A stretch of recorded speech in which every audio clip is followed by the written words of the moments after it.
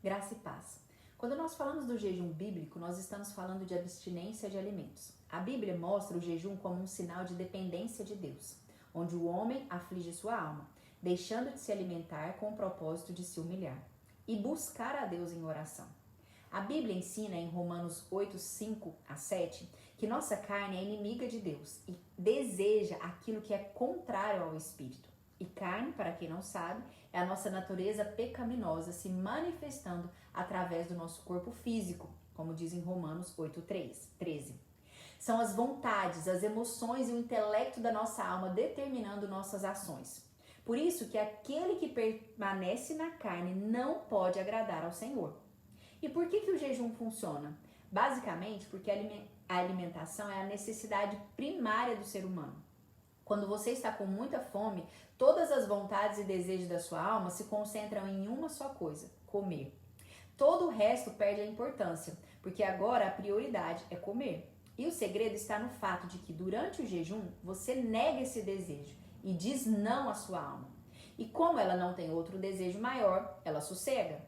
Neste momento, tudo aquilo que era vontade da carne fica muito mais claro e você consegue discernir melhor a voz de Deus que é ministrada através do seu espírito, como diz em Atos 13, 2 a 3.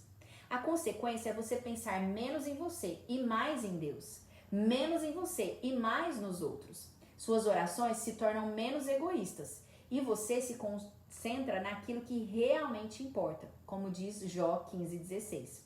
E como podemos fazer o jejum?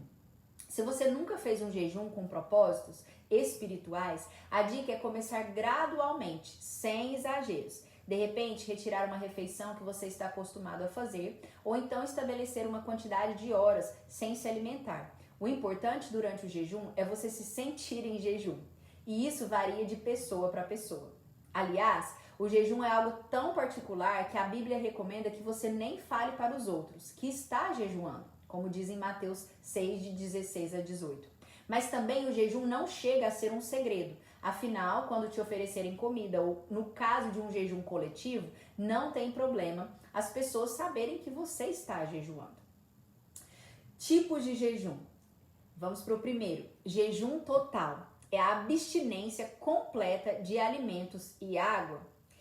Esther requisitou um jejum desse, total ao povo judeu. E o rei de Nínive, no livro de Jonas, também fez o mesmo decreto. Ninguém, nem os animais, bois e ovelhas, poderiam comer coisa alguma, nem de pasto e nem de bebida, como diz em Jonas 3,7. No Novo Testamento, Paulo também fez um desses jejuns, de jejum absoluto, como diz em Atos 9,9. Outro tipo de jejum é o jejum normal. É onde tem abstinência alimentar, mas você pode tomar uma água, diferente do jejum total. Em Lucas 4:2, a Bíblia diz que Jesus nada comeu naqueles dias, ao fim dos quais teve fome. Não há menção de que Jesus Cristo não bebeu. Outro exemplo está em Esdras 10:6. Temos também o jejum parcial, é onde nos privamos de certos tipos de alimento. O jejum parcial é aquele em que o jejuador se propõe a privação de certos tipos de alimento.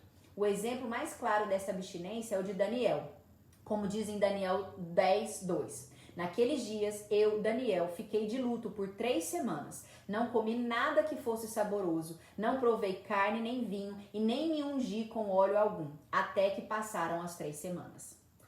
O outro tipo de jejum é um jejum sobrenatural. Existem relatos bíblicos de jejuns que aconteceram de forma sobrenatural, como o de Moisés, que ficou 40 dias sem comer e nem beber, como diz em Êxodo 34:28. Elias também viveu uma experiência sobrenatural de jejum, como diz em 1 Reis 19:5-8.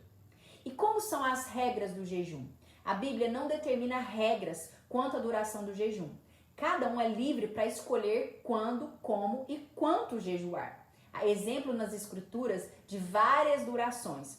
Um período de um dia, como Juízes 20:26, um dia, Levítico, 3 dias, que está em Esther, 7 dias, que está em 1 Samuel 31:13, 14 dias em Atos 27:33, de 21 dias, como já dizemos em Daniel, 40 dias, como dissemos que Jesus fez.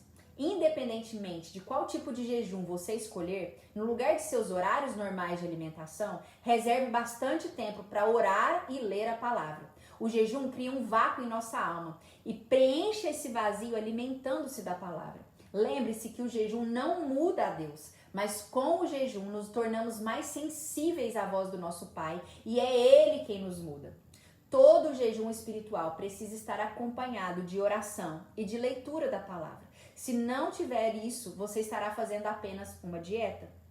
E nessa hora eu oro para que o Espírito Santo te guie sempre em seus períodos de jejum e que todos os desejos da sua alma e da sua carne sejam enfraquecidos e que o teu espírito seja fortalecido. Peço ao Senhor que Ele abra os seus ouvidos espirituais e que você consiga obedecer às direções que Ele tem dado nos teus períodos de propósito, de jejum e de oração. Em nome de Jesus, que Deus te abençoe.